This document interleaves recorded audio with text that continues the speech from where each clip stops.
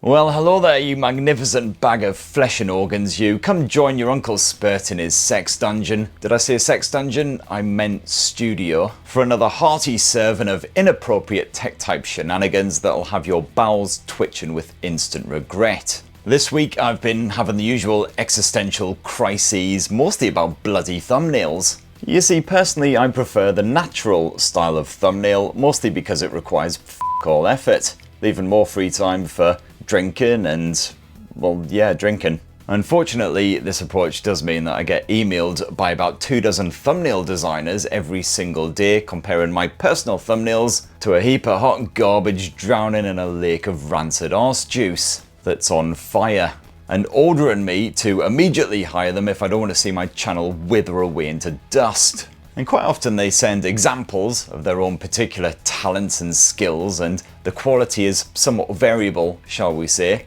Here's one recent example from an email where the subject line was literally, "Your thumbnail sucks." No sugarcoating that one then. And the gentleman in question decided to redesign my HMD Skyline video thumbnail. So what do you reckon? Here's the original version, which, yes, I admit isn't particularly appealing, mostly because it features my bald gurning mug.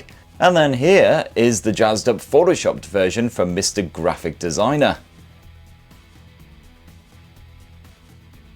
I mean, it's certainly attention grabbing. I'm not really sure quite why I look like I do. I mean, that's basically what you would get if you told ChatGPT to draw you a picture of a sex pest.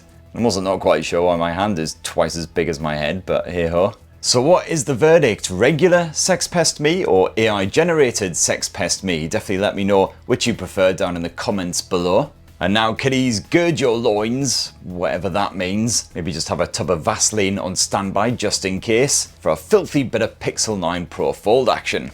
Techspert Weekly.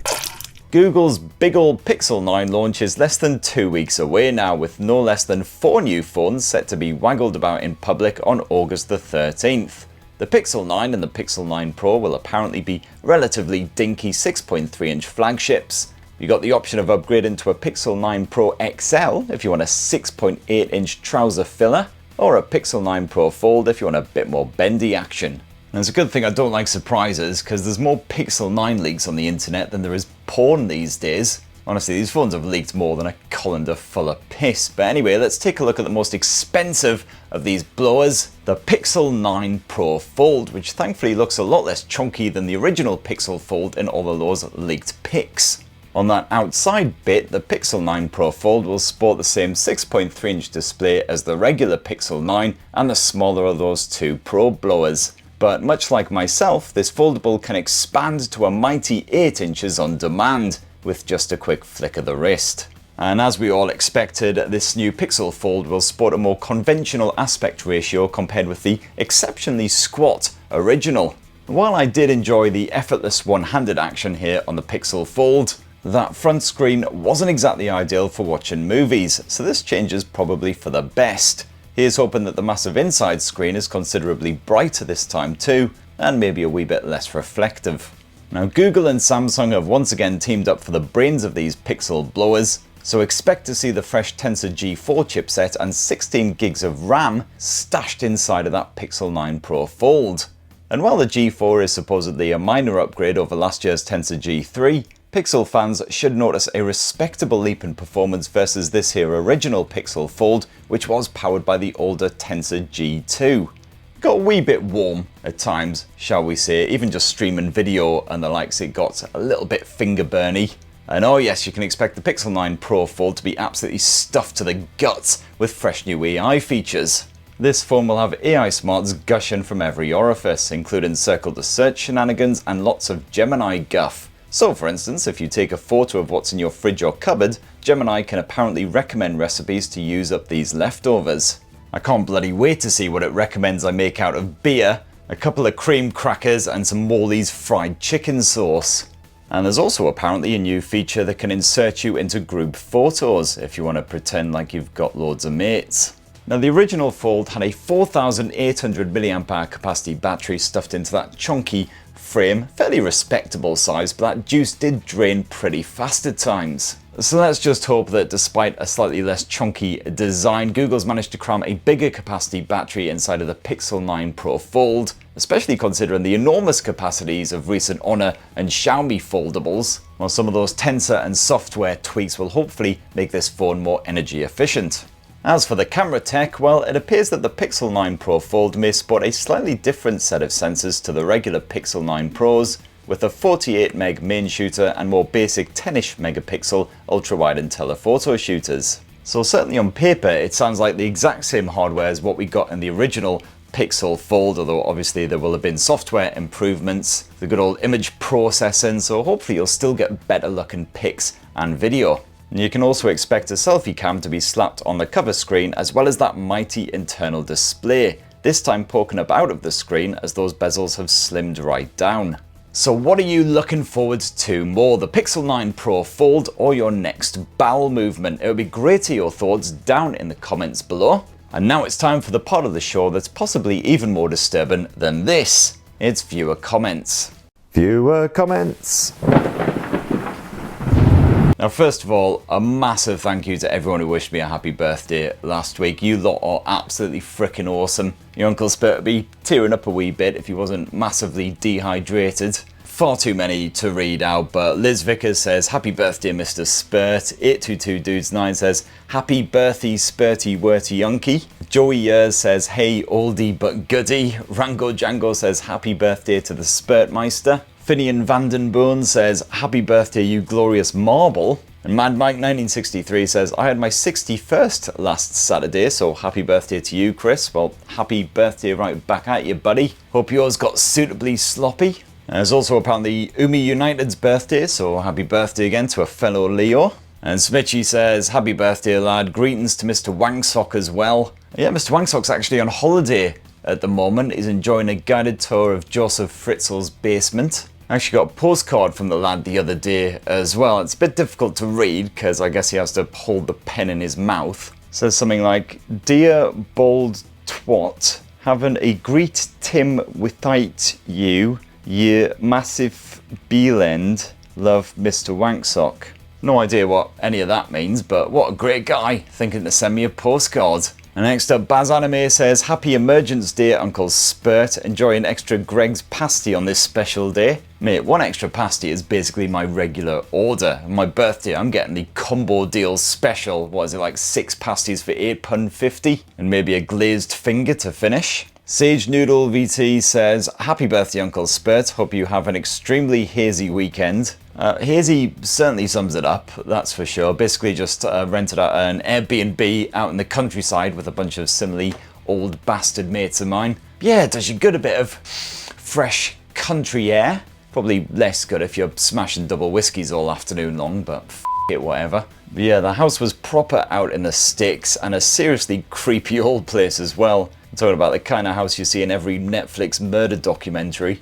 We were walking at about 4 AM one night by what sounded like a couple of creepy ghost children shrieking just outside. It turned out it was just a couple of foxes shagging each other's furry brains out. John Paul Graham says, saw a t-shirt online with shenanigans on the front and thought, why doesn't Chris do merch? I don't know, it always kind of struck me as a bit of a tacky, shameless cash grab. Plus my kind of merch would be, let's face it, pretty niche. I mean, does anyone really want to drink their morning coffee out of a mug featuring a talking, crusty, jizzy bit of foot apparel? But you know what, ultimately I think I'm just too lazy to bother. Now, JPG continues, got a PlayStation 1 with Time Crisis 1 and 2, using the old infrared gun. That was an absolute banger, only the gun doesn't work on modern TVs. Yeah, you can probably pick up a CRT, I guess, on like eBay or something, relatively cheap, though I'm reasonably sure I did see a video maybe a few years back about somebody who did manage to get the old light guns working on just a regular flat screen TV, which, I mean, Time Crisis on a 50-inch LCD would be absolutely banging. More discussion of weird summer temperatures. Zippy Finn the Adventures says southern Canada is minus 30 in winter and 35 plus in summer. And we get by just fine. Public fountains and cooling stations plus all the shops have aircon set to polar. Yeah, I mean, I've been to it's like Montreal and stuff before, but only in the summer, because absolutely those winters. I made extensive use of those massive walk-in beer fridges you get in quite a lot of the shops over there, partly because I wanted to peruse the produce and partly because it was absolutely bastard sweltering outside. And I've happily paid those shop owners like 100 quid or 5,000 US dollars, whatever the equivalent is, just to stand in that fridge and just help myself to a few tinnies basically. Chris Johansson says, moved from Canada to Australia and it's actually colder inside here in winter due to no insulation, and in the summer 45 degrees centigrade in Melbourne is more comfortable than 30 degrees in Vancouver. I mean, that doesn't sound great, but personally if I lived in Oz I'd be more worried about the local wildlife, which just seems to hate the living out of all human beings. Which would be bad enough if it was just squirrels and geese and stuff, but everything over there seems to come loaded with fangs and venom sacs and all kinds of shit. Next up, Juan Londono says, that thing in your forehead, is it a spot or is it a graft? That what now? You're gonna have to elaborate here. I mean, it's probably, going off recent videos, just a bit of fluff that's stuck to my Velcro-like head. Cactus Farmer says, I'm glad for your Motorola fetishism. I've got a 40 Neo and I love it. Again, very much not a fetish, just the fact that Motorola spanks out a lot of new phones every year, and for some bizarre reason I do feel compelled to cover as many as humanly possible, and yes, it possibly is a fetish, it, whatever. I mean, at least I'm not dressing like a kangaroo and hiding outside of any nunneries. But yeah, glad you're enjoying the Edge 40 Neo. Very much looking forward to a new Neo, especially if it's super compact like the rumours suggest. And also on the subject of Motorola, Grace Online says, what about the Moto G85 that's already in the shops? Please can you do an unboxing review? And Indie Prad says, Spurt, incredibly hurt that you missed out on the recent Motorola G85. Well, don't you fret, my Spurty chums, the Moto G85 is indeed here in TechSpurt Towers. I just haven't actually had a chance to get it out of the bloody box and fondle the bugger thanks to all the other shit that's going on. And the box doesn't actually stink of perfume for a change as well.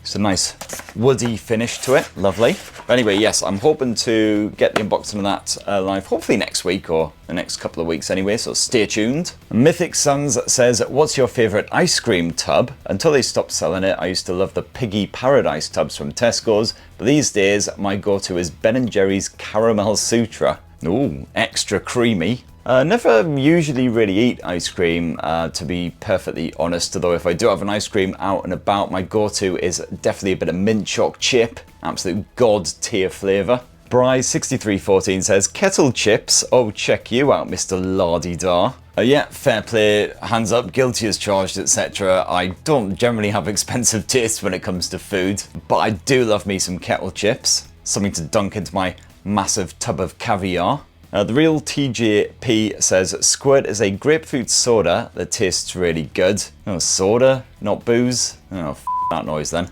And Miclo15 Miclo94 says, Squirt plus tequila makes a Mexican cocktail called Paloma. Definitely give it a try. Alright, now that actually does kind of sound more my scene. Not entirely sure you can get Squirt here in Blighty, but I will have a bit of a squint around. Anyway, bang out of time, was bang out of time about 6 minutes ago, in fact, but a massive thank you again to everyone who not only wished me happy birthday, but also smashed some comments down in that there comment section last week. Apologies if we didn't get to yours, but please do type some stuff down below and we'll try and muller our way through as much of that as possible in the next episode. But what's happening next week? Next week, what the f is next week? Well, next week, your Uncle Spurt's going to be sort of here and there quite a bit, so unfortunately there won't be time for a TechSpurt weekly, but I'll try my very best for the following week after that, so as I say, especially those comments down there, we'll hit those up in the next episode. I'm going to try and catch up a bit with some of the tech that's been lingering in my review pile for a wee while, thanks to all the many launches that have been going on, so hopefully going to finally get the Ring review